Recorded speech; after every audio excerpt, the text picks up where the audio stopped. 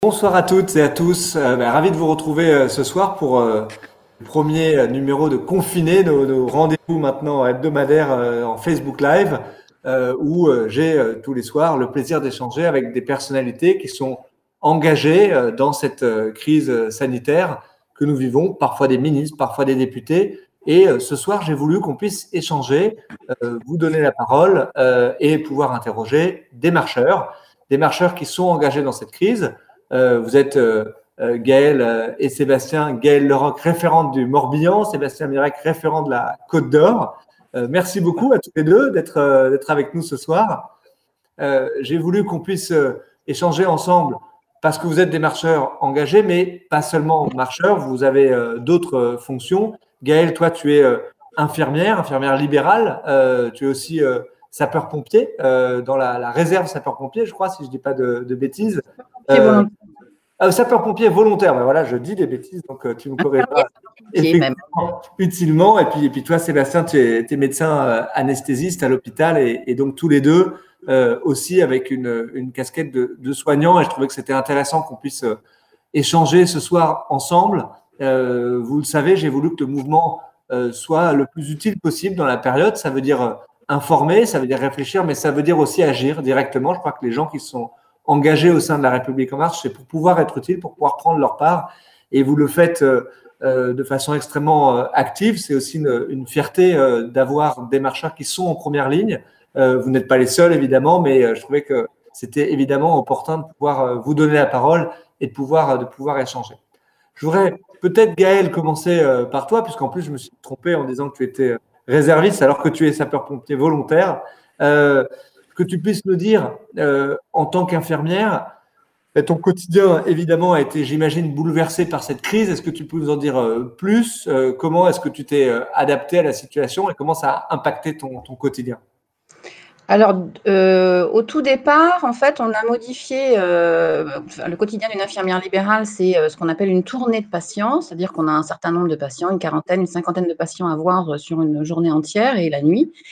Donc, on a modifié en fait nos tournées. Tous nos patients avec des suspicions de Covid ou bien des Covid avérés ont été pris en charge en fin de tournée de façon à ne pas impacter les autres. On a limité certains soins. On a fait de la téléconsultation. On a fait en sorte de protéger au maximum nos patients, tout en nous protégeant nous aussi, c'est-à-dire qu'il a fallu récupérer du matériel très rapidement, du matériel masque, blouse, surchaussures, Charlotte, de façon à nous protéger, nous, du Covid, mais également protéger notre patientèle au maximum, qui est très souvent une patientèle âgée. Donc, ça a vraiment modifié nos tournées, vraiment modifié notre façon de travailler. Après, les soins sont restés les mêmes. Il y a beaucoup de patients qui sont restés à domicile, qui sont isolés. Je travaille dans un milieu rural. Donc, ça signifie qu'on fait 250 km par jour pour aller voir des patients. Donc, c'est beaucoup d'usage de matériel. Ça veut dire aller rencontrer des gens isolés puisque le confinement est là. Donc, ça veut dire que les gens ne pouvaient pas recevoir leur famille. Donc, c'était parfois, notre visite était la seule visite de la journée. Ouais. Donc, ça a bouleversé vraiment notre quotidien d'infirmiers libéraux. Et sur ta patientèle, tu as des patients qui ont été touchés par le Covid en particulier? Oui, alors pas énormément. Il y a eu l'hôpital de Pontivy a pris en charge, a créé 2 unités Covid, donc les patients qui étaient soignés alors en service de réanimation puis en service de soins de suite. Donc il y a eu un formidable travail de fait par l'hôpital de Pontivy, l'hôpital de Cario, et puis tous les acteurs de soins autour se sont vraiment liés pour prendre en charge ces patients. Ou à domicile pour ma part, et puis d'autres collègues infirmiers libéraux, des kinés et en fait tous les acteurs de santé, ou alors en milieu hospitalier.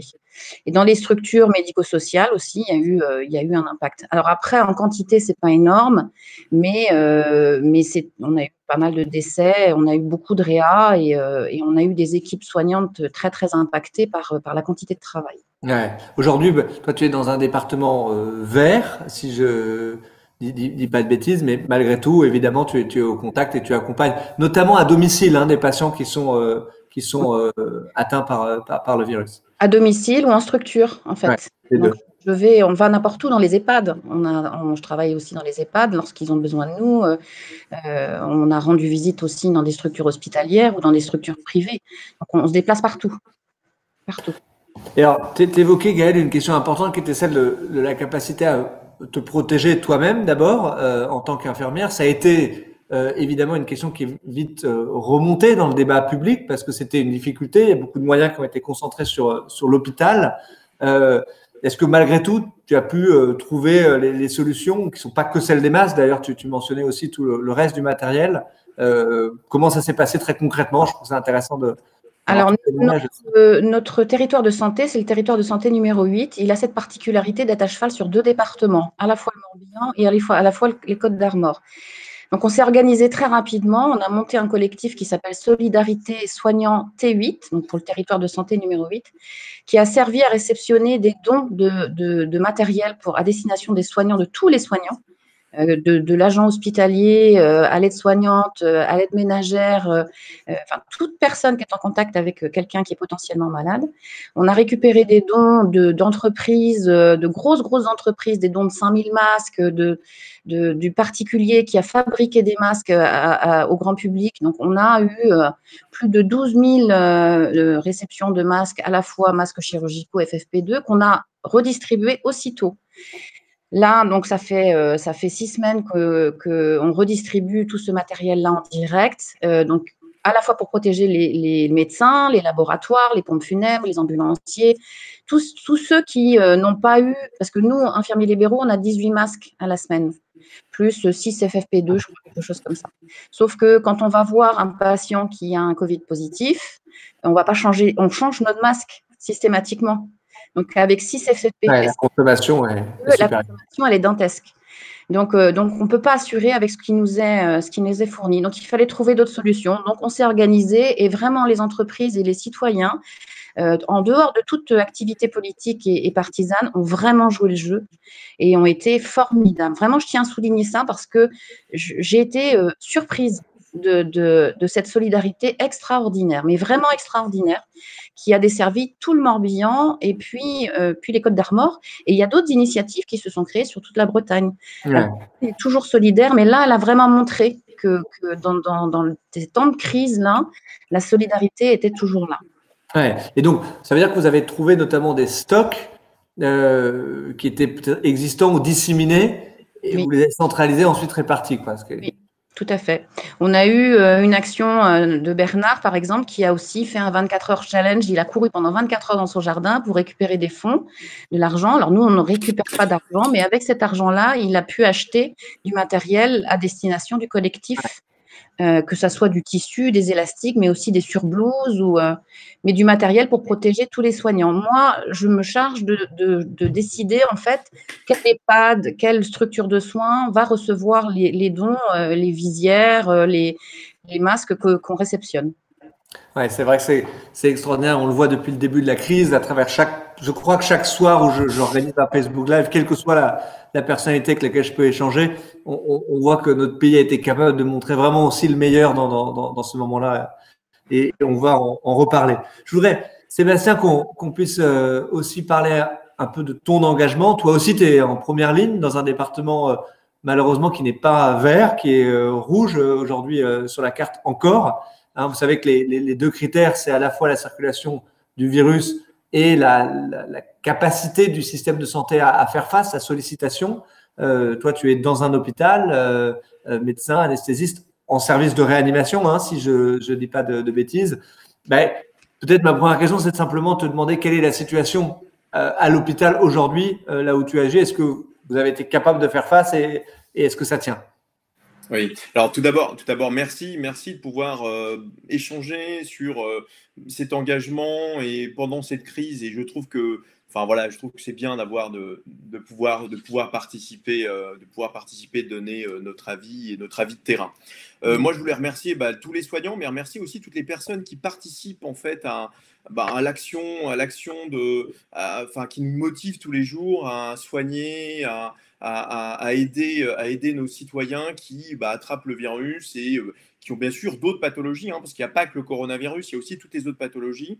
Donc à l'hôpital, l'hôpital de Dijon auquel je travaille, on a fait face, alors maintenant ça fait 6 semaines, donc moi je suis médecin anesthésiste réanimateur, donc une activité qui est partagée entre le bloc opératoire et la réanimation. Et donc, on a réorganisé nos soins pour faire face. Donc, on a fait de la réanimation hors mur, ce qu'on appelle. Donc, on a triplé notre capacité de réanimation en faisant de la réanimation bloc opératoire, en salle de réveil.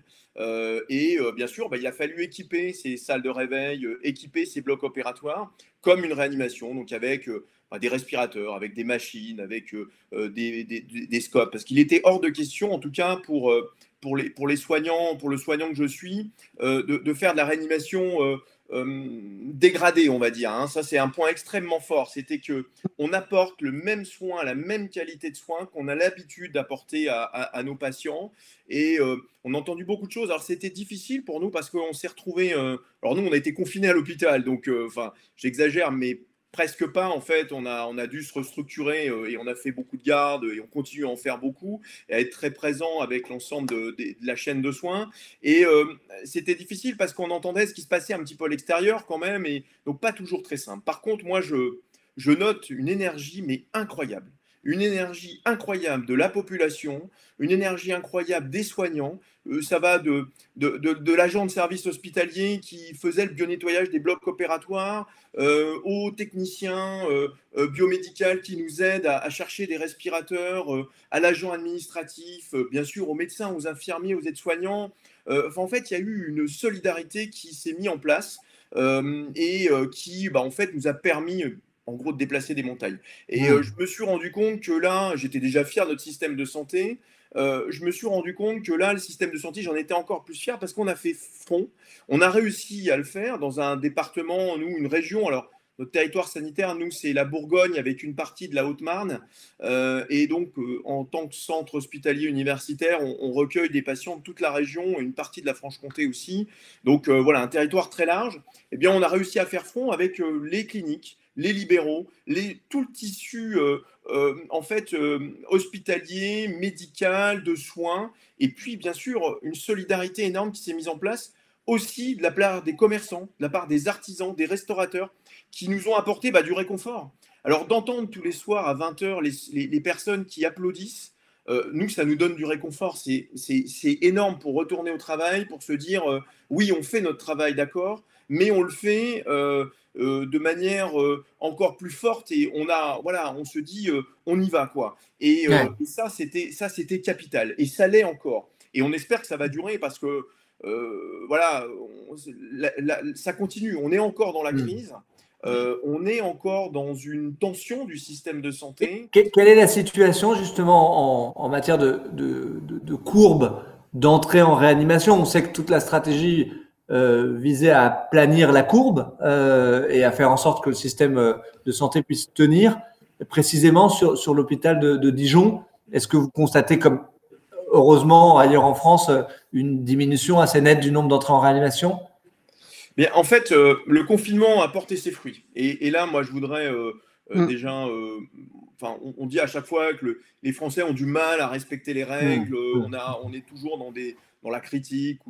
Mais en fait, le confinement a porté ses fruits. Et ça a permis d'aplanir cette courbe, en tout cas, de nous permettre d'anticiper. Et à chaque fois, et ça, c'est le métier d'anesthésiste réanimateur, c'est d'anticiper pour que on puisse ouvrir de nouveaux lits, qu'on puisse accepter et accueillir les patients dans des bonnes conditions.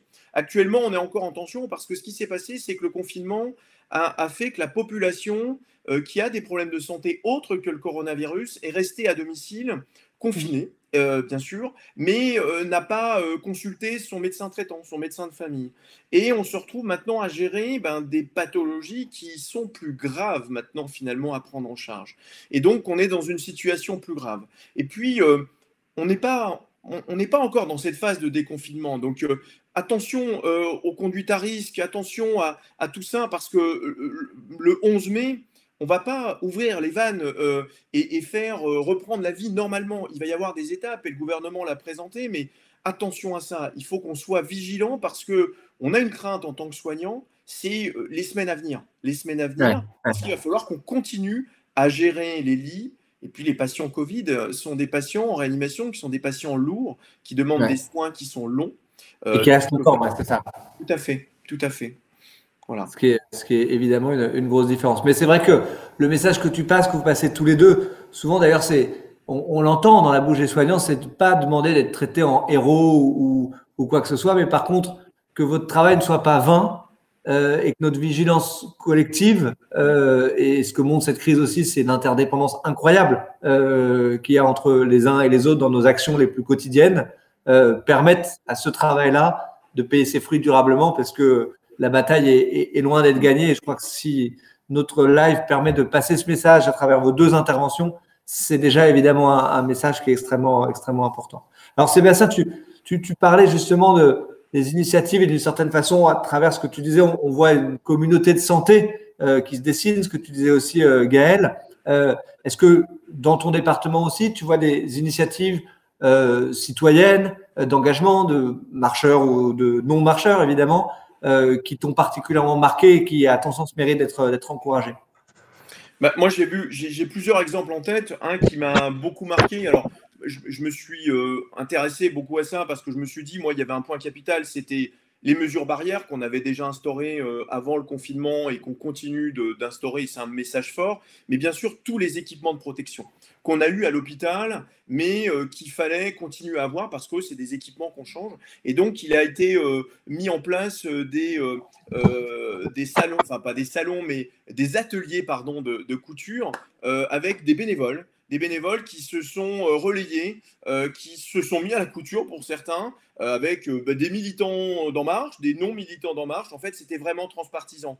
Et là, le CHU a recueilli presque pas loin de 15 000 blouses en fait, qui ont été faites par des bénévoles qui se sont relayés pour faire ces blouses avec les tissus qu'ils avaient à domicile, en réutilisant des matériaux qu'ils avaient à la maison et qu'ils ont pu mettre en avant. Ils ont fait la même chose aussi pour les masques grand public et des masques qui vont permettre à partir du 11 mai aussi d'apporter une protection en plus des gestes barrières à l'ensemble des citoyens.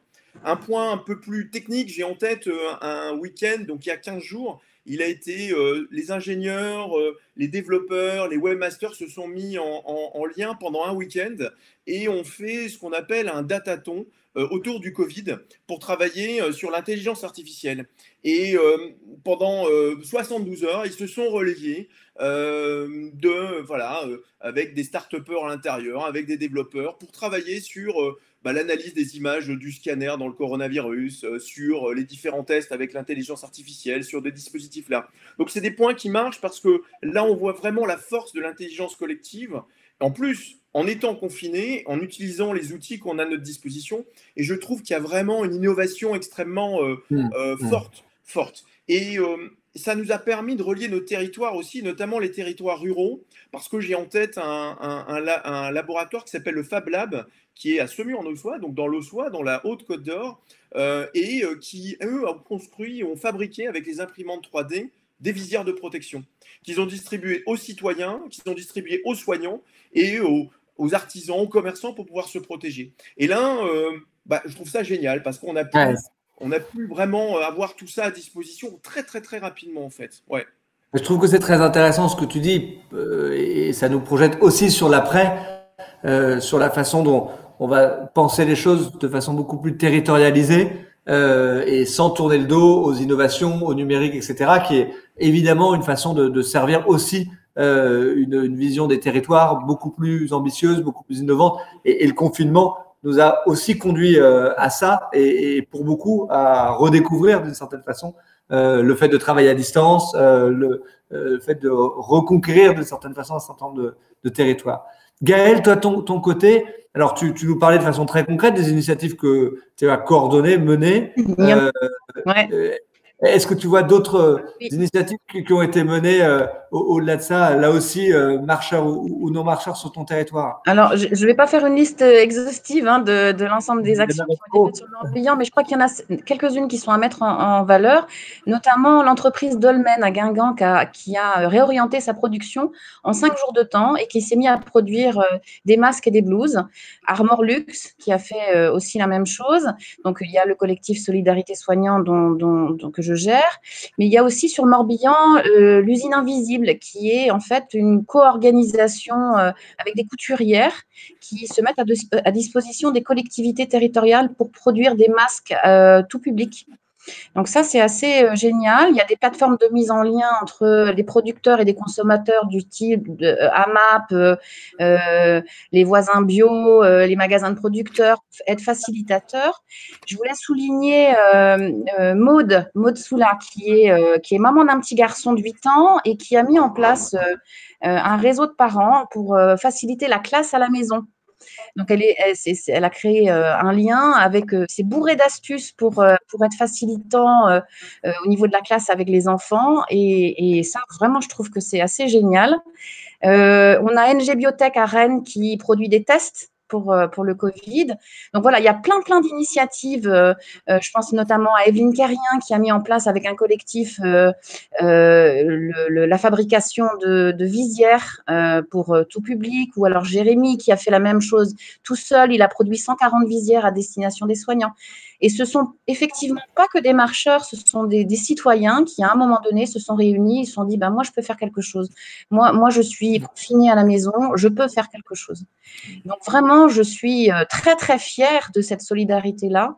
Et j'ai pas de doute sur la solidarité bretonne, mais vraiment, j'ai été épatée vraiment de ce qui s'est produit, de cette belle chose, et qui continue encore, parce qu'effectivement, comme tu disais, Sébastien, on n'est pas sorti.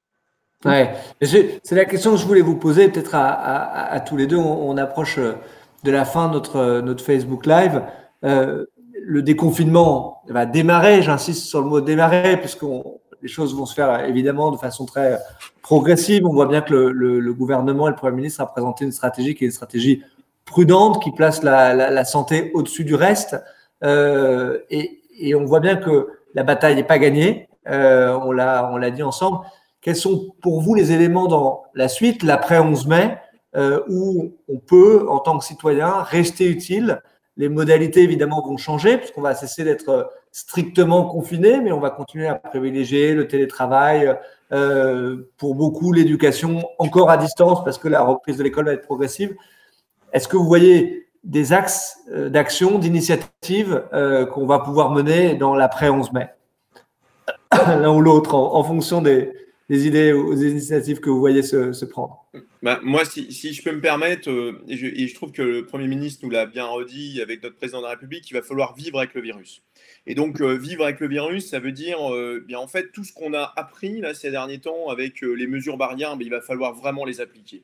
Vraiment continuer à les appliquer avec ces distanciations, avec un nouveau mode d'interaction sociale, parce que c'est ce qui va nous permettre de nous protéger et de protéger les autres. Donc ça, moi, si j'ai un message de soignants, un message santé publique sans aucune polémique, c'est vraiment avoir vraiment ces mesures barrières en tête.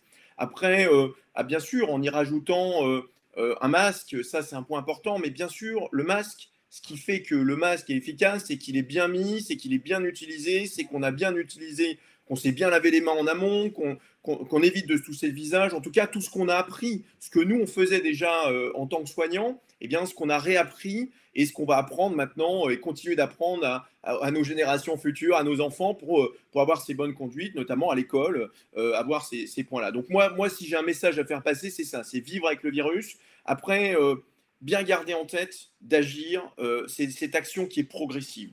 Et on ne va pas reprendre une vie normale, si toutefois je peux dire normale. Nous, on reste pleinement mobilisés et on continuera à l'être au niveau hospitalier, au niveau de la médecine de ville, au niveau de tous les soignants libéraux et de l'ensemble de la chaîne de soins. Et on a besoin du sens civique de chaque citoyenne, de chaque citoyen. Et ça, c'est extrêmement important parce que ce virus, il est là. Il y en a d'autres. il faut vraiment qu'on soit vigilant à ça pour qu'on se protège et qu'on protège les autres. Voilà. Ouais. Donc moi, c'est vraiment ce message plutôt de santé publique, mais qui me paraît fort. Et puis après, progressivement reprendre notre rythme de vie, doucement. Mais voilà, j'ai quand même, moi, cette crainte, si je dirais crainte, hein, je ne suis pas quelqu'un qui a peur parce que voilà, on a été confronté à cette maladie et on sera confronté encore à d'autres. Mais en tout cas, soyons vigilants, continuons de respecter. Et puis bravo à toutes et à tous parce que c'est ça que je retiendrai, c'est une énergie formidable. Une énergie formidable, il faut continuer de l'avoir pour les soignants, mais pour l'ensemble de toutes les actions qu'il y a pu y avoir dans cette société. Et puis, il va falloir qu'on aide parce que la crise sanitaire, il y a la crise économique et il va falloir vraiment qu'on continue de s'entraider. Ça me paraît extrêmement fort au niveau social, bien sûr, aussi. Ouais. Mais le message sanitaire que tu passes est, à mon sens, très, très fort et très juste pour la suite sur cette société de vigilance, d'une certaine façon, société de vigilance sanitaire qu'il nous faudra construire ensemble avec des communautés de santé. Et c'est vrai que ça ressort de vos deux interventions. Je trouve que dans la crise, on a été capable de mettre en place des communautés de santé avec beaucoup de complémentarité entre les acteurs, ce qui manque souvent dans le système de santé. Vous êtes mieux placé que moi pour le savoir et il faut évidemment en tirer tous les enseignements qu'on avait d'ailleurs commencé à tracer dans les réformes du système de santé. Certainement, la base était la bonne, mais il faut accélérer encore les choses. Ce sera un autre chantier pour la suite. Toi, Gaëlle, avec une revalorisation de la chaîne soignante, parce que je crois que les gens ont véritablement compris quel était l'enjeu de cette chaîne de solidarité soignante. Parce que tous les maillons de la chaîne sont importants et que ça met en lumière effectivement les disparités et les salaires des uns et des autres sont inconvenants à cette époque-ci. C'est inconvenant. Donc, c'est vraiment, nous, on compte sur vous aussi, les parlementaires et le gouvernement pour soutenir le projet de revalorisation de ces professions dont on se rend compte qu'elles sont indispensables. Oui, bien sûr, bien sûr. Là, effectivement, notre action, elle va être sur le soutien économique, cette solidarité. Nous, on va continuer à soigner les gens. Notre quotidien ne va pas changer. Nous, on va continuer, que ce soit Sébastien, moi ou tous les autres. On va continuer à soigner les gens et à prendre soin des gens. Ce qu'on demande là, c'est qu'il faut que chacun d'entre vous, vous preniez soin de vous.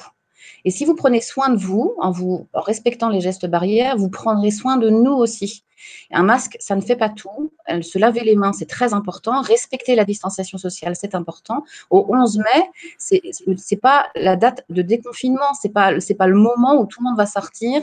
C'est un moment où il va y avoir un brassage de virus qui va revenir et il sera d'autant plus important de se protéger les uns les autres. Donc, en attendant, comme on dit chez nous, Schomiterger, ça veut dire en breton, restez chez vous.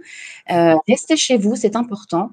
Et lorsque le 11 mai arrivera, il faudra continuer, renforcer et diffuser ces gestes barrières. Nous, on est à disposition de tous les scolaires, de toutes les institutions pour expliquer. C'est pas simple de mettre un masque.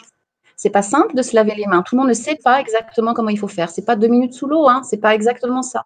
Donc, il y a vraiment un travail de transmission. Il y a de très bons tutos sur le net, mais rien ne vaut l'expérience et la pratique.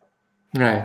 Ce sont des messages très forts que vous passez tous les deux et c'est vrai qu'il faut être au rendez-vous de la valorisation de nos soignants. Ça sera le cas et c'était une annonce d'ailleurs du président de la République à court terme avec une prime mais qui est d'une certaine façon une mince reconnaissance de l'engagement de nos soignants qui ont rien attendu, d'ailleurs aucune prime pour pouvoir s'engager et répondre présent dans le moment, mais aussi la question beaucoup plus de fond que tu poses, structurelle, qui est une revalorisation plus pérenne des salaires des soignants pour la suite. Et effectivement, ça sera évidemment un des chantiers importants de cette deuxième partie de quinquennat.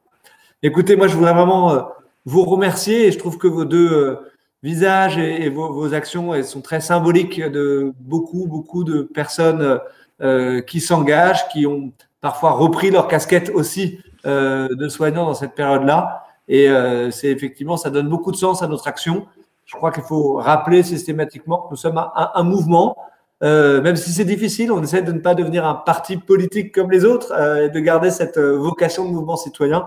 Et vous en êtes évidemment les meilleures preuves et les meilleurs visages. Donc merci à tous les deux pour votre action et d'avoir pris ce temps ce soir pour échanger et pour passer les messages les plus utiles possibles.